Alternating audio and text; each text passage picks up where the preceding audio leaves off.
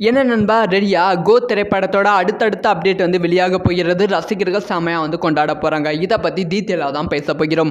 Code இந்த திரைப்படம் தளபதி ரசிகர்களுக்கு ரொம்ப ரொம்ப முக்கியமான திரைப்படம். இந்த திரைப்படத்துக்கு பெருசா வந்து எதிர்பார்ப்பு இல்ல அப்படி சொல்லி ஒரு பக்கம் சொல்லிக்கொண்டு வந்தாலும், படத்தோட டீசர் ட்ரைலர் ரிலீஸ் ஆயிட்ட அப்புறமா இந்த படத்தோட எதிர்பார்ப்பு வந்து இதுக்கு முன்பு ரிலீஸ் ஆன தளபதி விஜய் அவர்களோட படங்களை விட பல மடங்கு இன்க்ரீஸ் ஆக வாய்ப்புகள் இருக்கு.